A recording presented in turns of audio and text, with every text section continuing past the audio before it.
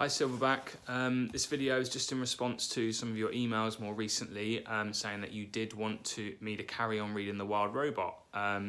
So that's what I'm going to do in this session. I'm going to read a few chapters.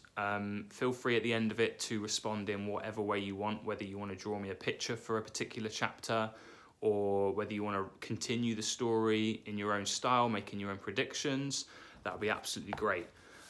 So to recap the story so far, Roz has been looking after the baby Gosling, Bright Bill, and they've been on some adventures more recently. And Bright Bill's just learnt how to fly, and they've just seen a ship, and they've not seen a ship before because remember Roz wasn't activated when the ship crashed initially.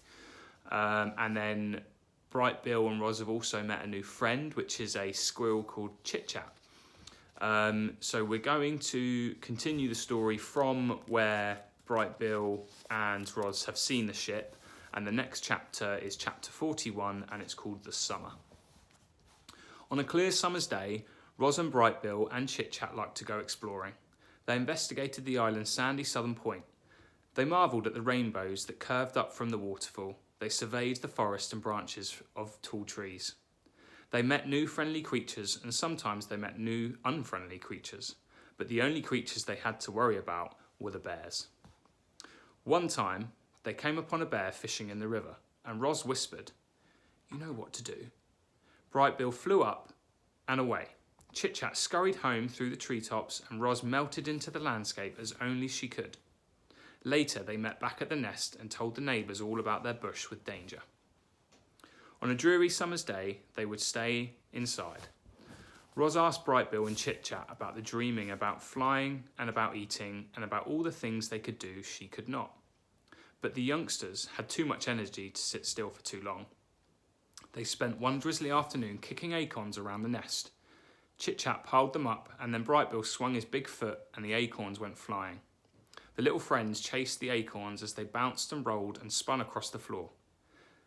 Then they made a new pile and kicked them again. Sometimes an acorn would bounce off Roz's body. Clang! And everyone would laugh and giggle together. Even Roz laughed. "Ah ha ha ha," said the robot, trying to act natural.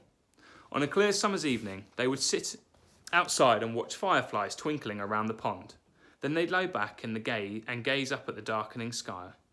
"That big circle is the moon," said Chit Chat. "And those little lights are called stars. And one time I tried to count them all, but I could only count to 10, so I just kept counting to 10, over and over again. And I have no idea how many stars there are, but I know it's more than 10. They are all not all stars," said Roz. "Some of them are planets." "What's a planet?" said Chit Chat. "A planet is a celestial body orbiting a star." "What does celestial mean?" "Celestial means something that is in outer space." "What's outer space?" "Outer space is the universe outside the atmosphere of our planet." "What's the universe?" "The universe is everything and everywhere." "Oh, so the universe is our island?" None of them would ever really understand the universe, including Roz. Her computer brain knew only so much. She could talk about the Earth and the sun and the moon and the planets, and a few stars, and not much else. The night sky was full of streaking, shimmering and blinking lights that she simply couldn't identify. Clearly, Roz was not designed to be an astronomer. On a dreary summer evening, Roz and Bright Bill would curl up together, just the two of them, and listen to the rain pattering on the roof of the nest. The robot would tell stories of annoying pine cones and terrible storms and camouflaged insects. But the sound of the rain always made Bright Bill sleepy, and he'd be out before his mother could ever finish a story. So that was chapter 41.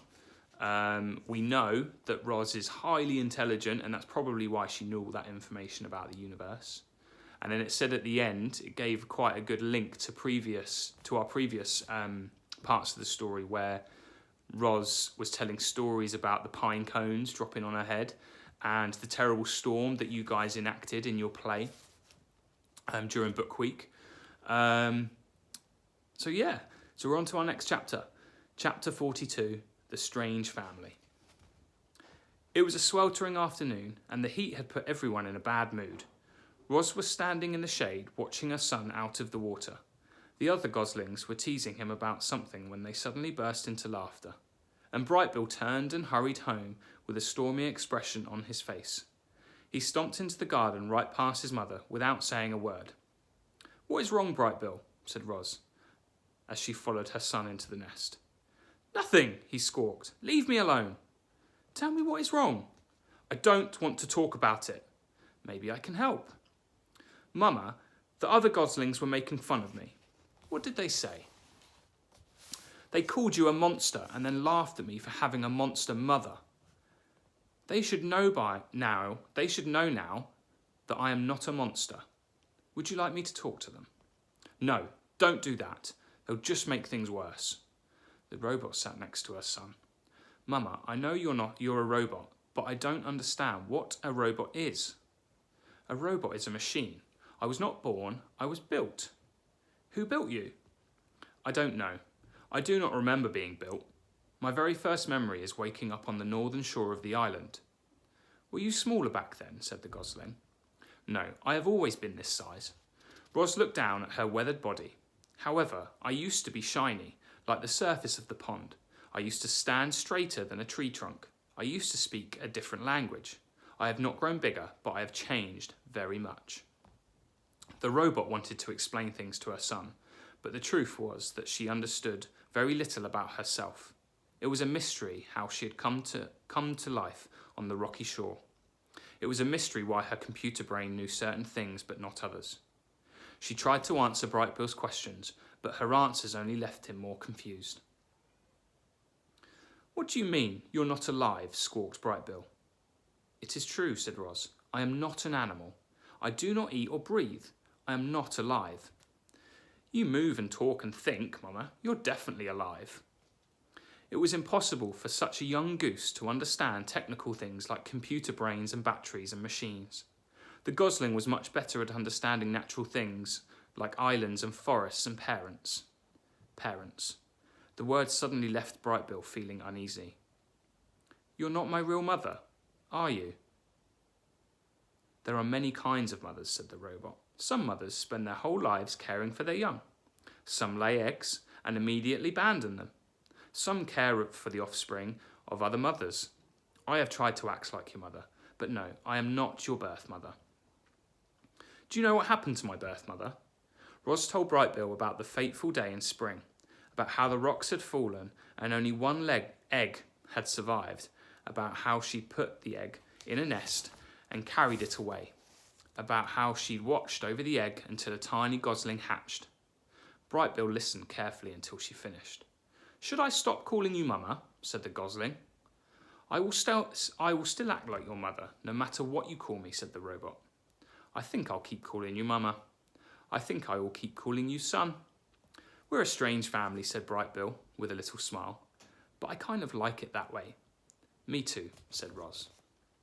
So that was the end of that chapter. Remember at the beginning of this chapter it mentioned about how Ros came to life and that it was those silly otters that pressed one of her buttons and it made her wake up and the otters scattered away. And then that's what she was talking about when she was shinier, because remember at the beginning of the story she was brand new, and then as she's gone through this island and she's gone on her adventures, she's become weathered and she's got knocks and dents over her now. And it was really nice at the end of the story when it was talking about all families are different and their family is different, and that's okay, and that's a really nice thing. Some have mums, some don't have mums, some have dads, some don't have dads. It was just a really nice way to end that chapter. So this is going to be the last chapter before I go. It's chapter 43 and it's The Gosling Takes Off. It must be hard to have a robot for a mother. I think the hardest part for Brightbill was all the mystery that surrounded Ros. Where had she come from? What was it like to be a robot? Would she always be there for him? These questions filled the gosling's mind, and his feelings for his mother swung between love and confusion and anger. I'm sure many of you know what that's like. Ros could sense that Brightbill was struggling, and so she spent a lot of time talking with him about the families and geese and the robots. "There are other robots on the island," says the gosling during one of their talks. He'd been sitting beside his mother in the garden, but now stood and faced her. Yes, there are others on the island, said Roz, but they are inoperative. Inoperative? For a robot, being inoperative is like being dead. Where are the dead robots? They're on the northern shore. I want to see them. I don't think that's a good idea. Why not? You are still a Gosling. You are too young to see dead robots. I will take you to see them when you are older. Mama, I am not a Gosling anymore. Brightbill puffed out his chest. I am already 4 months old. I am sorry, said Roz, but you cannot go. Brightbill stomped around the garden and squawked, This isn't fair. I promise I will take you to see them when you are older, said the robot. But I want to go now. Please, calm down. You can't even fly.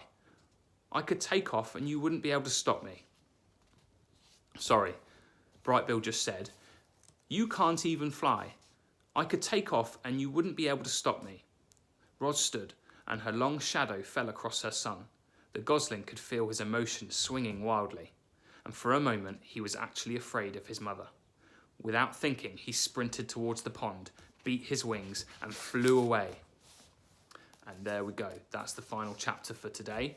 I'll send out the next video on Wednesday, and I'll read a few more chapters from the story. So just to recap,